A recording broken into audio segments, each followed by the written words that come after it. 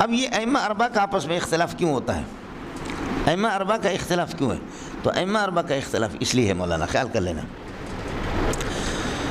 امام مالک رحمۃ اللہ علیہ کا نظریہ یہ ہے کہ یقدم تعامل اہل المدینہ، وہ کہتے ہیں نبی کی زندگی مدینہ میں گزر گئی، سمجھے؟ تو اہل مدینہ کے تعامل کو وہ احادیث مشہورہ صحیحہ پر بھی مقدم رکھتا ہے۔ ایک حدیث صحیح آ رہی ہے صحیح سند سے، لیکن اہل مدینہ کا تعامل اس کے خلاف ہے۔ وہ کہتے ہیں صاحب البیت ادریٰ بما فیہ، گھر والا جانتا کہ میرے گھر میں کیا ہے۔ تو حضرت صلی اللہ علیہ وسلم کی زندگی مدینہ میں گزر گئی، اس لیے کہتے ہیں کہ میں اس حدیث کو نہیں لوں گا، عمل اہل مدینہ اس پر ہوگا۔ تعامل اہل مدینہ، تعامل اہل مدینہ، سمجھتا ہے؟ یقدم تعامل اہل المدینہ علی الحدیث الصحیح، حدیث صحیح پر بھی مقدم رکھتا ہے تعامل اہل مدینہ کو۔ اور میں نے عرض کیا کہ اس کی بنیادی وجہ یہ ہے، کیا ہے؟ کہ صاحب البیت ادریٰ بما فیہ، گھر والے زیادہ جانتے کہ ہمارے گھر میں کیا ہے، ہم مدینہ والے لوگ ہیں، سمجھتا ہے؟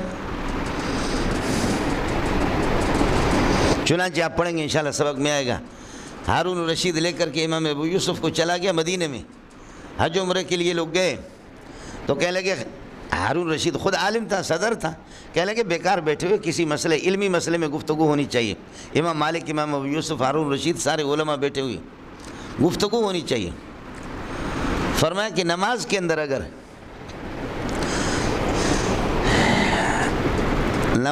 اگر واجب چھوٹ جائے یا ترک واجب ہو جائے تو سجدہ صاحب قبل السلام ہوگا یا بعد السلام ہوگا؟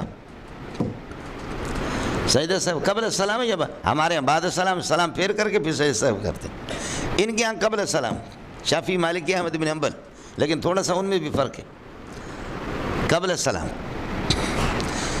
سمجھ شریف میں ہے کہ نہیں؟ امام مالک سے پوچھا گیا تو امام مالک نے فرمایا القاف بالقاف والدال بالدال، بولو القاف بالقاف، القاف بالقاف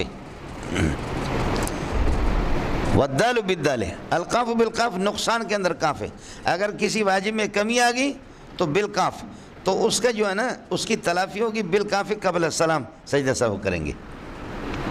بھائی قبل السلام میں بھی کاف ہے نا، نقصان کے اندر بھی کاف ہے، اگر واجب چھوٹ گیا، نقصان ہو گیا، واجب کی کمی ہو گئی تو پھر سجدہ صاحب قبل السلام کریں گے، القاف بالقاف، بولو القاف بالدال۔ اور اگر کسی واجب کی زیادتی ہو گئی، سمجھے، تو پھر والدال بالدال، زیادت کے اندر بالدال ہے، بعد السلام کے اندر بالدال ہے، پھر سجدہ صاحب بعد السلام ہوگا، والدال بالدال ہے، یعنی فی زیادت، فی صورت زیادت، زیادتی کی صورت میں بالدال بعد السلام، القاف بالقاف والدال بالدال، سمجھتا ہے؟ امام ابو یوسف نے فرمایا ایک ہی نماز کے اندر زیادتی بھی ہوئی، اسی میں کمی ہوئی، کیا کرے گا؟ امام مالک خاموش ہو گئے، فرمایا اسی نماز میں۔ آپ تو کہتے ہیں کہ اگر زیادتی ہو جائے نا، سمجھے نہیں، اگر اللہ کمی آ جائے تو قبل السلام، اور یہ کہ زیادتی ہو جائے تو بعد السلام، لیکن ایک ہی نماز میں زیادتی بھی ہوئی ہے، کمی بھی ہوئی، ایک واجب کی کمی آ گئی، دوسرے واجب تکرار سے کیا، یہ کیا کرے گا؟ امام ابو یوسف خاموش ہو گیا، امام مالک خاموش ہو گیا۔ امام ابو یوسف نے فرمایا الشیخ اذا اخطا فلا یصیب ابدا، جو بڑا آدمی پھنس جاتا ہے تو پھر جواب دے بھی نہیں سکتا، سمجھتا ہے؟ ہنسے امام مالک پر لوگ، امام مالک نے کہا اٹھو، کل میرا اور آپ کا مناظرہ ہوگا۔ دوسرا دن جو ہے کس پر مناظرہ ہے؟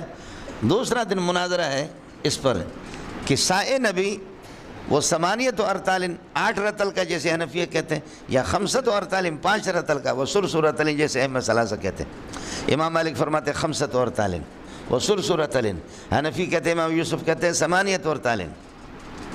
مناظرہ شروع ہو گیا، امام مالک نے لوگوں کو، مدینہ والوں کو بلایا، اوے آ جانا، اپنے ساؤں کو لے کر کے آ جانا۔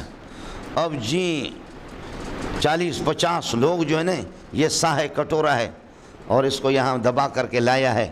اور جب مناظرہ شروع ہو گیا، ماذا رأیکم یا اہل المدینہ هل ساع النبی صلی اللہ علیہ وسلم قد کان 8 ارتال او 5 ارتال و ثلث رتل، 8 رتل کا تھا نبی کی سا، یا یہ کہ اللہ آپ کا بھلا کریے کہ کیا ہے 5 رتل کا تھا، ہر ایک نے اپنے بغل سے نکالا، کہا ھذا ساء النبی صلی اللہ علیہ وسلم، اس نے ادھر سے مجلس سے کہا ھذا ساء النبی صلی اللہ علیہ وسلم، ادھر سے اس نے کہا ھذا ساء النبی، اور وہ جو جتنے سا دکھا رہے تھے وہ 5 اورطال کے تھے۔ امام ابو یوسف خاموش، کہا تو کہاں کی کوفے کی آ کر کے ادھر باتیں کرتے ہو؟ ہم مدینے میں رہتے، محمد ادھر ہی دفن ہے صلی اللہ علیہ وسلم، حضرت صلی اللہ علیہ وسلم ہمارے پاس ہے، کہاں کے تم آتے ہو؟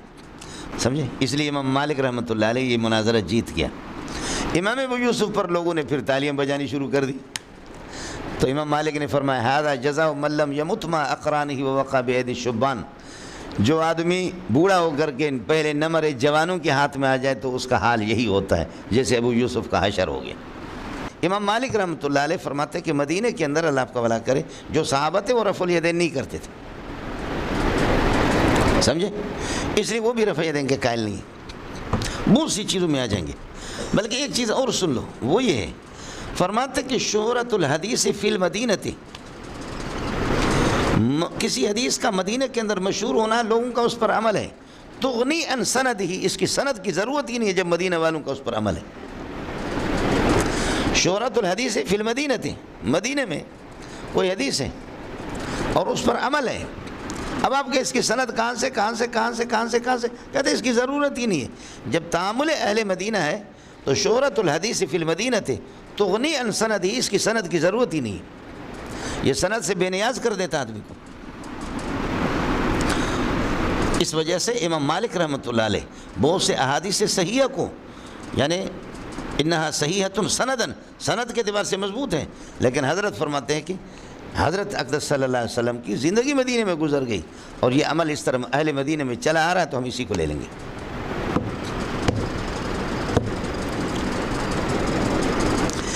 امام شافعی رحمۃ اللہ علیہ اور موجودہ ہمارے زمانے کے غیر مقلدین جو اپنے آپ کو اہل حدیث کہنے والے، اہل حدیث تو نہیں ہے، کبھی بھی اہل حدیث نہیں کہا، یہ اہل حدیث کہنا ان کو ناجائز حرام ہے، اہل حدیث ہم ہیں، سمجھ شریف میں ہے کہ نہیں؟ اہل حدیث ہم ہیں، اہل حدیث حضرت اقدس امام اہل سنت مولانا سرفراز خان ہے، اہل حدیث سلیم اللہ خان ہے، اہل حدیث مولانا مغفور اللہ صاحب ہے، اہل حدیث مولوی منظور ہے، سمجھتے ہیں؟ ہم لوگ اہل حدیث ہیں، ان کو اہل حدیث کہنا ہی حرام ہے، غیر مقلد،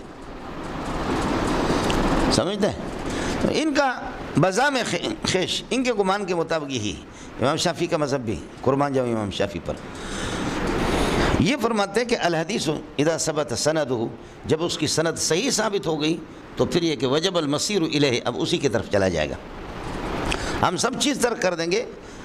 اذا صح الحدیث، وہ مذہب امام ابو حنیفہ کا مذہب بھی یہی، اس میں مشہور اذا صح الحدیث، منع حدیث کی صحت ثابت ہو جائے جس وقت، وہ میں بعد میں عرض کروں۔ تو امام شافعی رحمۃ اللہ علیہ، چنانچہ جب امام شافعی مکے میں تھے، حجاز میں، تو حجازیوں کی جو روایتیں لے کر کے اس وقت ان کی اللہ کا بھلا کریے کہ ان کا عمل الگ رہا، اور جب مصر تشریف لے گئے تو وہاں بھی کچھ روایتیں، تو کچھ چیزیں آپ نے پھر پہلے والے عمل کے خلاف آپ نے کر دی۔ مثلا امام شافعی رحمۃ اللہ علیہ مکہ مدینہ میں آپ کی زندگی گزر گئی، آپ نے قرات خلف الامام کا قول نہیں کیا، مصر میں جا کر کے پھر آپ نے قول جدید آپ کا قرات خلف الامام کا ہے۔ آپ سمجھ رہے ہیں نہیں سمجھ رہے؟ چنانچہ انشاءاللہ جیسے ترمذی 1-2 دن کے بعد جیسے شروع ہو جائے تو آپ کے سامنے آئے گا کہ امام شافعی کی ایک مسئلے کے اندر 2 قول، 3 قول، 4 قول بھی ہوتے، اس کی بنیادی وجہ یہی، اذا رأى حدیثا فی مکہ والمدینہ، مکہ اور مدینہ کے اندر اس پر اس کا عمل رہا، اور پھر یہ کہ اس کے خلاف دوسری حدیث جیسے آ گئی تو پھر آپ نے اس کا قول کر لیا۔ اس لیے امام شافعی کے قول جدید اور قول قدیم یہ مشہور ہے۔ کتاب الام میں زیادہ تر اس کے اقوال قدیمہ ہے، کتاب الام، اور الرسالہ آپ کا وہ تو اصول فقہ میں، وہ بھی کتاب الام کے ساتھ اس کو، میں مکہ میں 1417 میں الرسالہ مجھے مل گیا زندگی میں پہلی مرتبہ، باور کرو یا نہ کرو، میں نے 24 گھنٹے میں پوری کتاب ختم کر دی، پورا میں نے مطالعہ کر لیا۔ آپ کو مسئلہ سمجھ آ گیا؟ تو امام شافعی رحمۃ اللہ علیہ وہ صحت حدیث کو سندن دیکھتا ہے، سندن حدیث صحیح ہو تو اسی کو لے لیں گے۔ اس وجہ سے میں نے عرض کیا کہ مکہ اور مدینہ میں تھا تو وہاں کچھ روایتیں الگ، اور پھر اس میں مصر جب چلے گئے تو الگ، اس لیے فلہ قول جدید و قول قدیم، آپ کی قول جدید اور اقوال قدیمہ بن گئے۔ ایک مسئلے میں متعدد اقوال آپ کے اس بنیاد سے.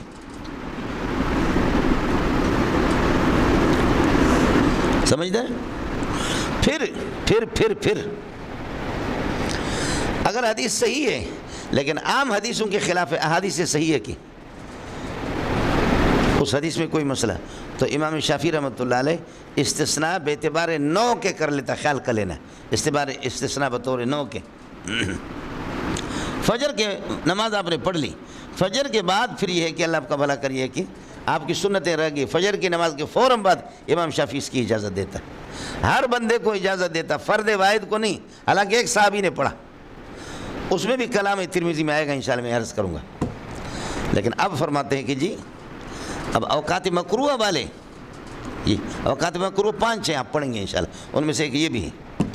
اوقات مکروہ میں نفل پڑھنے کی اجازت نہیں، لیکن یہ آدمی پڑھے گا.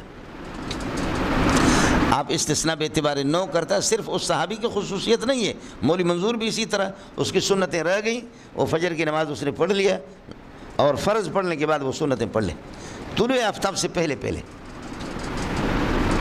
سمجھتا ہے؟ اگرچہ قواعد کلیہ اصول کلیہ کے خلاف ہو وہ حدیث، عام اصول کلیہ کے، لیکن یستثنی بے اعتبار نو کے اعتبار سے استثناء کرتا. یہ امام شافعی اور امام مالک کا مذہب آپ کے سامنے آ گیا. امام احمد رحمۃ اللہ علیہ اس کا قانون ہے التوسع فی العمل. توسع کیا ہے مولانا؟ مولوی صاحب سو نہیں، توسع یہ ہے العمل بالاحادیث المختلفۃ فی الاوقات المختلفہ. بولو، العمل بالاحادیث المختلفۃ فی الاوقات المختلفہ. آپ نے دیکھا سعودی والوں کو کہ سعودی والے 2 رکعت پڑھ کر کے سلام پھیرتے وتر میں، پھر کھڑے ہو کر کے تیسری رکعت کے لیے الگ تکبیر تحریمہ کہہ کر کے پھر وتر پڑھ. دیکھا نہیں دیکھا؟ وہ ٹیلی ویژن آج کل تو عام ہے، ہر دیکھتا. یہ طریقہ بھی سعودی والوں کے ہاں، یہ حضرت اقدس کے مذہب کے مطابق ہے. اور یہ بھی ہے کہ 2 رکعت پڑھ کر کے سلام نہیں پھیرتے، تیسرے کے لیے کھڑے ہو جاتے. حضرت اقدس عبد الرحمن سدیس یہ کرتا ہے رمضان میں، 2 رکعت پر سلام پھیر کر کے تیسرے کے لیے الگ. اور ایسے بھی ہے کہ 2 رکعت پر سلام نہیں پھیرتا، پھر تیسرے کے لیے کھڑے ہو جاتے. یہ بھی کرتا ہے. یہ وہی حنابلہ کا مذہب ہے، چونکہ سعودیہ کا نظام پارلیمانی نظام وہ حنبلی ہے، جن کو سلفی وہ لوگ کہتے ہیں. وہ یہی ہے التوسع یعنی هو العمل بالاحادیث المختلفۃ فی الاوقات المختلفہ. بھائی 2 رکعت پر سلام پھیرنے والی روایتیں بھی صحیح ہے، اور 2 پر سلام نہ پھیرے تیسرے کے لیے یہ بھی صحیح ہے، جیسے حنفی کرتے ہیں. حضرت اقدس یہ بھی کرتا ہے. یا جیسے صحیح بات ہے، اگر بھی نہیں مگر بھی نہیں، صرف الطاف نگر، بات صاف سی ہے. سمجھے؟ وہ یہ کہ سینے پر ہاتھ رکھنا، میں نے آپ سے عرض کر دیا صرف ایک روایت ہے جس پر غیر مقلدین کو ناز ہے. صحیح ابن خزیمہ کی روایت جس میں آپ سے عرض کیا تھا محمد ابن اسماعیل ہے، اس کی چھٹی ہو گئی. سمجھے؟ کوئی روایت سینے پر رکھنے کی بھی صحیح نہیں، اور ناف کے نیچے رکھنے پر حدیث مرفوع نہیں ہے، احادیث موقوفہ ہے. حضرت علی کا قول ہے. صحیح مرفوع روایت تحت سرہ اور فوق سرہ کسی کے پاس نہیں ہے، احادیث موقوفہ ہے. تو اس وجہ سے امام احمد کے یہاں اجازت ہے کہ سینے کے اوپر ہاتھ رکھو یا ناف کے نیچے رکھو. حضرت اس کی اجازت دیتے. التوسع هو العمل فی الاحادیث بالاحادیث المختلفۃ فی الاوقات المختلفہ. سمجھتا ہے؟ یہ تینوں سے ہم فارغ ہو گئے. چوتھا ہے مولانا امام ابو حنیفہ رحمۃ اللہ علیہ. آپ یہ کہیں یرجح الاصول الکلیۃ، وہ اصول کلیہ کو ترجیح دیتا. اور میں پہلے آپ سے عرض کر چکا ہوں کہ غیر مقلدین اتنا ماتم کر رہے ہیں کہ سبحان اللہ، اور ہمارے لوگ بھی سادہ مسلمان ان کی اس فریب میں آ کر کے اور اس مکر میں دھوکے میں آ کر کے کہتے ہیں کہ جی ہمارے ہاں قانون یہ جہاں حدیث صحیح آ جائے خبر واحد، ان کو امام صاحب کے مذہب کے مقابلے میں چھوڑ دیں گے. کہتے اب اصول فقہ والوں سے تھوڑا سا قصور ہو گیا، انہوں نے اس کی وضاحت نہیں کی. کہتے حدیث رسول کو. اس لیے مولانا لقمان صاحب کا مذہب یہ ہے، سلفی غیر مقلد ہندوستان والے، ان کا مذہب یہ ہے کہ ایک حنفی کو سلفی بنا دینا، ایک حنفی کو حنفیت سے چھڑانا، یہ 100 یہودیوں کو مسلمان کرنے سے بہتر ہے. اللہ کی قسم یہ لوگ سلفی اہل حدیث ہے نہیں، بات صاف سی ہے. امام ابو حنیفہ سلف ہے، شافعی سب ہم سلفی، یہ سلفی کہنا ان کو حرام ہے۔ بہت گمراہ قسم کی ضال اور مضل لوگ ہیں مولوی صاحب، حدیث کو کچھ جانتے بھی نہیں ہے، جاہل اور اولاد الجہال۔ کچھ والا پڑ گیا۔ امام ابو حنیفہ اصول کلیوں کو ترجیح دیتا ہے، اصول کلیوں کو۔ اب میں آپ سے پہلے عرض کر چکا ہوں، اب حدیث خبر واحد کو اصول کلیہ کے مقابلے میں کیسے چھوڑتے ہیں امام صاحب کے قول؟ اس کی بنیادی وجہ ہے کہ وہ اصول کلیہ وہ احادیث صحیحہ کثیرہ سے، احادیث صحیحہ کثیرہ قویہ، ان سے وہ اصول بنتے ہیں۔ اب اس کے مقابلے میں کوئی خبر واحد اگر خلاف قیاس اس اصول کو کلے اس کو چھوڑ دیتے ہیں، لیکن امام ابو حنیفہ چھوڑتا نہیں ہے، امام ابو حنیفہ اس کو چھوڑتا نہیں ہے، استثناء بالفرد کرتا ہے۔ امام شافعی نے استثناء بالنوع کیا ہے، امام ابو حنیفہ رحمۃ اللہ استثناء بالفرد کرتا ہے۔ وہ کیا ہے؟ اسی میں عقبۃ بن عامر کی روایتیں، اوقات مکروہ والی نہیں والی روایتیں کہ اوقات مکروہ میں نفل نماز نہ پڑھو۔ تو اب یہ جو صحابی نے جو پڑھا ہے تو ایک صورت اس کی فرماتے ہیں یہ صرف اس صحابی کی خصوصیت ہے، باقی عیسیٰ، موسیٰ، محمد، احمد، رحیم داد، کریم داد، عطاؤں، فاطمہ، زلیخہ، زلیخہ کسی کو اجازت نہیں ہے، یہ صرف اس صحابی کی خصوصیت تھی۔ آپ کو مسئلہ سمجھ میں آ گیا؟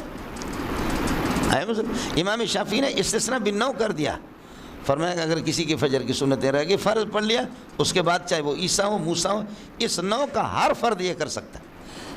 اس نے استثناء بالنوع کر دیا ان قواعد کلیہ سے۔ امام ابو حنیفہ استثناء بالفرد بالجزء الحقیقی کر رہا ہے کہ صرف اس صحابی کی خصوصیت تھی، باقی کسی کو اجازت نہیں دی۔ یا جیسے کہ خطبہ چل رہا ہے، خطبہ چل رہا ہے جمعے کا، اب آپ آ گئے تو تحیۃ المسجد پڑھنے کی اجازت امام ابو حنیفہ نہیں دیتا، لیکن سلیق الغطفانی یا فلاں صحابی نے پڑھا تو امام صاحب فرماتے ہیں یہ اسی کی خصوصیت ہے۔ ارے معلوم کو سمجھ آیا نہیں ہے؟ السلام علیکم جی دوستو، آپ نے دیکھا اور سنا شیخ مولانا منظور مینگل صاحب کو کہ شیخ مولانا منظور مینگل صاحب کیا بیان فرما رہے تھے۔